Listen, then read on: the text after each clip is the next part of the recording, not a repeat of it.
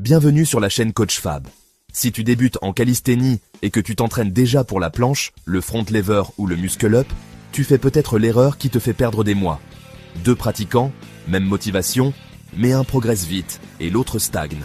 La différence, c'est l'ordre d'entraînement. Dans cette vidéo, je te montre exactement par quoi commencer pour progresser plus vite et éviter les blocages.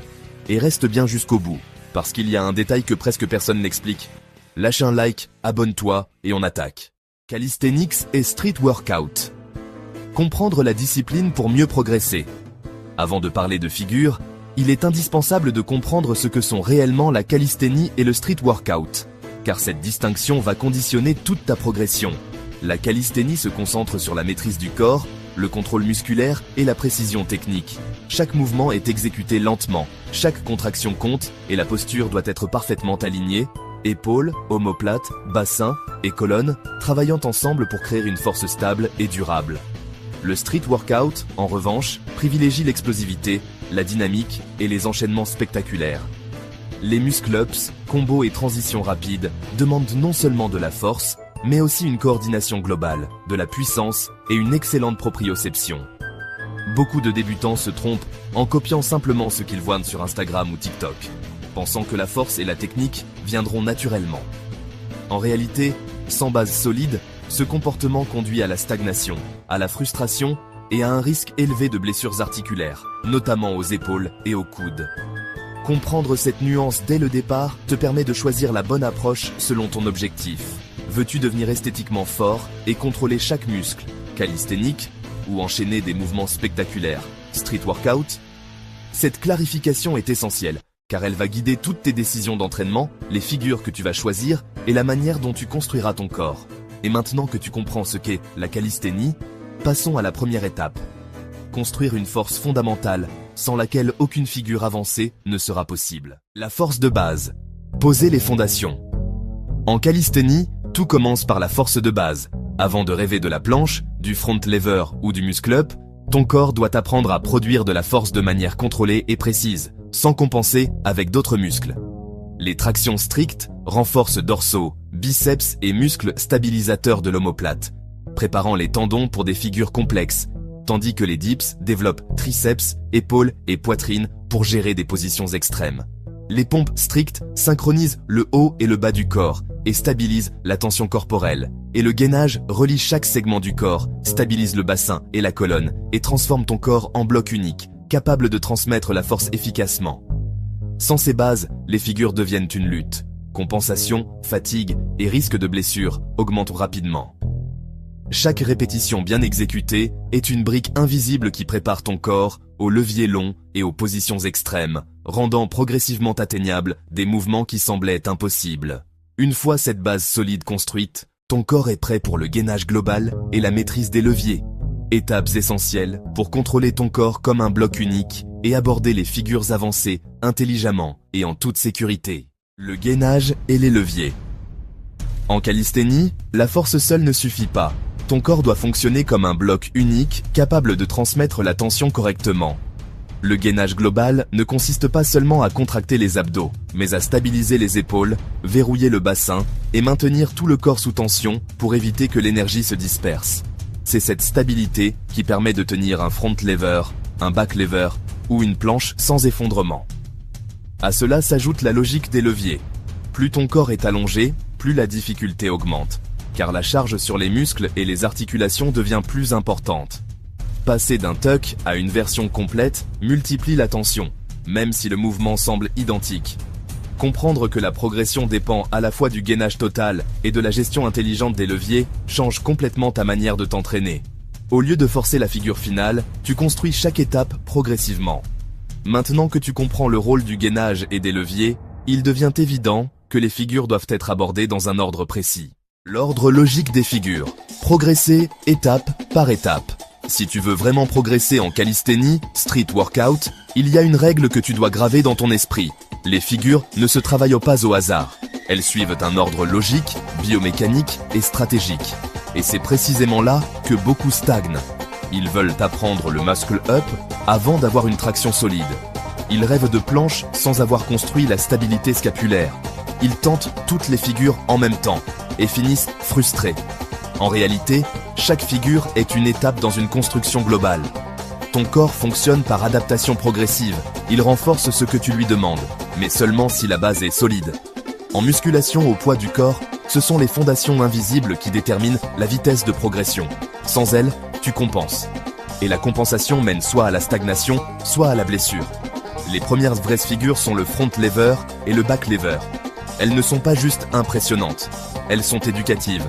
Elles développent une force de tirage profonde, une stabilité des omoplates indispensable, un gainage global intense et surtout une compréhension des leviers longs. Quand tu travailles le front lever, tu apprends à créer de la tension corporelle totale. Tu connectes tes bras, ton dos et tes abdominaux en une seule chaîne solide. Le back lever, lui, renforce la chaîne postérieure, ouvre les épaules et solidifie les structures souvent négligées chez les pratiquants débutants. Ces deux figures construisent la base nerveuse et musculaire qui prépare ton corps aux contraintes plus exigeantes. Mais avant d'aborder la planche, il existe une étape souvent sous-estimée et pourtant essentielle, le handstand. Travailler l'équilibre sur les mains développe une stabilité exceptionnelle des épaules, un gainage actif et un contrôle total de la ligne du corps. Le handstand t'apprend à pousser fort, à verrouiller les omoplates et à maîtriser ton centre de gravité. Il renforce la conscience corporelle et prépare les épaules à supporter une charge importante en position avancée. Cette maîtrise verticale constitue un pont stratégique entre les figures dynamiques comme le muscle-up et les leviers extrêmes comme la planche. Puis vient la planche. Cette figure mythique que tout le monde veut apprendre trop tôt. La planche exige une force considérable des épaules, un gainage antérieur extrême, une stabilité scapulaire parfaite et une gestion avancée des leviers. Sans les étapes précédentes, elle devient un combat contre la gravité. Avec les bases construites intelligemment, elle devient un objectif structuré. La différence est immense. Dans un cas, tu luttes. Dans l'autre, tu progresses. Une fois cette fondation installée, le muscle-up devient logique. Le muscle-up n'est pas simplement une traction explosive. C'est une coordination précise entre force de tirage et poussée. Si tu n'as pas développé des tractions strictes puissantes et des dips contrôlés, tu vas tricher avec l'élan. Et ce raccourci technique ralentit ta progression à long terme. En revanche, si ton tirage est solide, si ton gainage est maîtrisé et si tes épaules sont stables, le muscle-up cesse d'être un obstacle. Il devient une transition naturelle. Une évolution cohérente dans ton parcours en street workout. Ce que tu dois comprendre, c'est que chaque figure prépare la suivante. Le front lever renforce ton tirage. Un tirage puissant améliore ton muscle-up. Le muscle-up développe coordination et explosivité. Cette coordination renforce ta capacité à contrôler des leviers plus exigeants comme la planche. C'est une chaîne logique, une architecture de progression. Respecter cet ordre demande de la discipline mentale. Et c'est là que se joue la vraie progression en calisthenics. Ceux qui réussissent ne sont pas ceux qui tentent tout en même temps. Ce sont ceux qui acceptent de construire brique par brique. Cette approche protège tes articulations, renforce ta résilience musculaire, améliore ton contrôle corporel et surtout te permet d'éviter la stagnation qui pousse tant de pratiquants à abandonner. En suivant un ordre structuré, front lever, back lever, muscle up, planche, tu transformes des figures impressionnantes en objectifs atteignables. Tu passes d'une pratique désorganisée à une stratégie claire. Et c'est exactement cette stratégie qui fait la différence. Tu connais maintenant la stratégie. Voyons ce qui empêche la plupart des pratiquants d'appliquer cette logique correctement. Les erreurs classiques et comment les éviter. Même avec toute la théorie du monde, beaucoup de pratiquants stagnent pour une raison simple. Ils répètent les mêmes erreurs. La première, et la plus fréquente, c'est vouloir aller trop vite. Attaquer directement la planche, le muscle-up ou le front lever, sans avoir construit une base solide en force et en gainage. Résultat ? Compensation, technique brouillonne, fatigue excessive et parfois blessure. En calisthénie, brûler les étapes ne fait pas gagner du temps, ça en fait perdre. Deuxième erreur, la comparaison. Regardez des athlètes avancés sur les réseaux et oubliez qu'ils ont souvent plusieurs années d'entraînement structuré derrière eux. Se comparer sans connaître le parcours complet crée de la frustration inutile. La progression en street workout est progressive, cumulative et méthodique. Ce que tu vois aujourd'hui chez un athlète est le résultat d'un travail invisible répété des centaines de fois.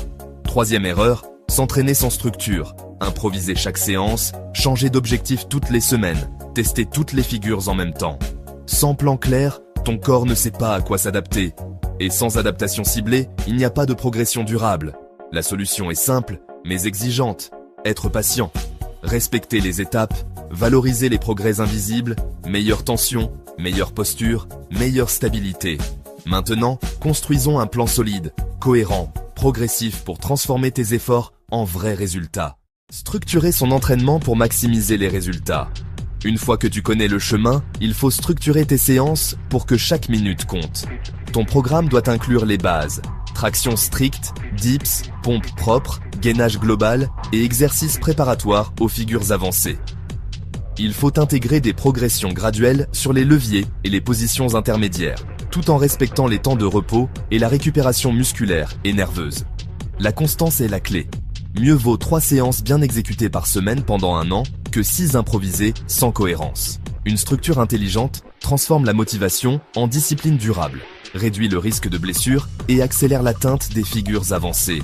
Cette discipline transforme un débutant motivé mais perdu en un pratiquant régulier et confiant, capable de franchir étape par étape toutes les figures emblématiques du calisthénie.